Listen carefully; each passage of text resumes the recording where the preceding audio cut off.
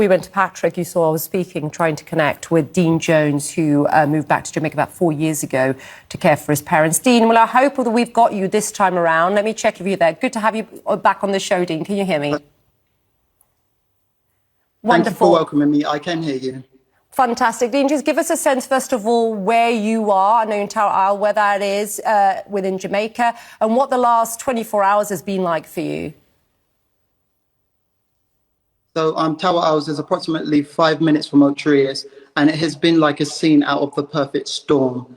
You know, the part when you think it's going to end and it just gets worse. That's what it was like on Tuesday night, and in the run up to the hurricane. It was every night from Sunday.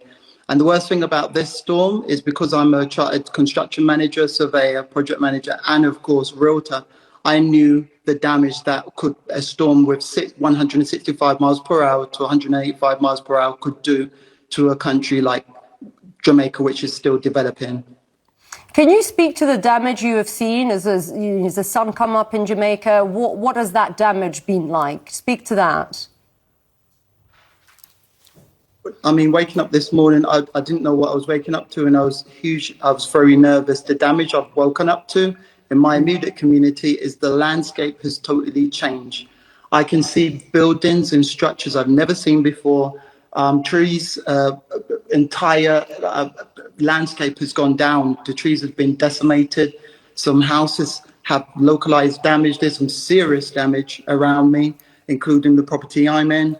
The road, I'm blocked in. I can't leave this road. There's things everywhere.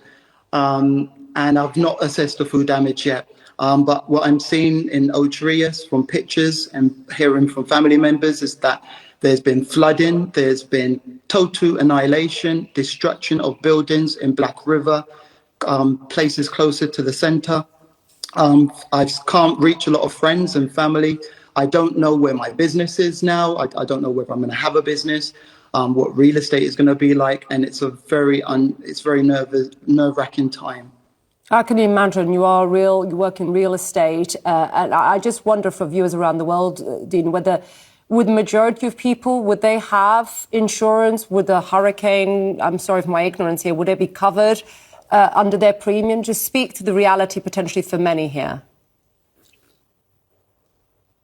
I mean, the reality is, and I'm being very honest to say that a lot of returnees, speak to the returnees, we return, and most of us were on pensions. I'm not a pensioner yet, I'm not there yet, but no, they cannot afford insurance. It's usually about 10 to 15 times more expensive than the UK, and I expect more expensive than the US as well. And locals, well, no, insurance is not a thing that people do here. So when your home gets damaged, you know, you've got to rebuild, and it's a case where people save sometimes, or they just roll the dice. People generally do not have insurance unless you have a mortgage where the bank mandates that you get insurance. So this is a huge blow on the economy. Jamaica really didn't need this. I hope that some lessons have been learned. Our two airports, main airports, are down Soares and Mo Bay. We have Soares, but that airport still needs further expansion.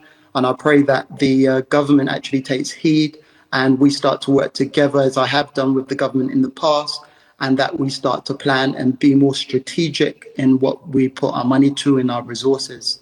Yeah, you told my team, I'm just going to quote what you said to my team. The truth is, even with 3 degrees, you say, Dean, in design, construction and surveying, I may find myself, like so many others, unable to earn enough to keep bread on the table. Where do you start then after something as devastating as this, Dean?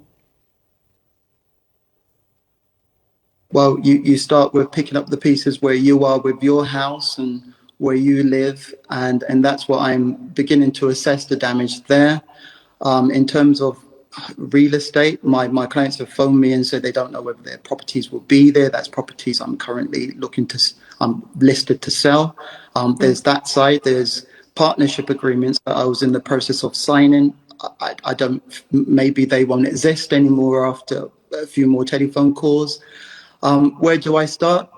I might be dusting off my CV and looking elsewhere again. I mean, I worked for the Palace of Westminster before now, and also I was director of strategic projects at Cranfield University, so I might be giving them a call. You never Wow. know, but I'm still assessing my options now. I'm sorry. I'm sorry to hear this, Dean. It's just the images we're looking at. It's just absolutely heartbreaking and situation for all of yours and so many, of course, with send chills down so many people's spine. Can I just ask before we go about your parents? How are they doing? I've spoken to them once. My in-laws, I've not been able to get through to them. I have no idea, and I'm extremely worried. Yeah. They were in somewhere just on the outskirts of Mandeville. There was flooding. I've seen pictures from that area, and there was just roofs that you could see, and the houses were underwater. So there's lots of valleys in Jamaica. And I've saw one image of a person flying off with the roof. I just pray that person's okay. I'm not too sure where they're at. I pray that they're doing okay, and I'll hear from them soon. Yeah, and we pray, of course, that they are well as well.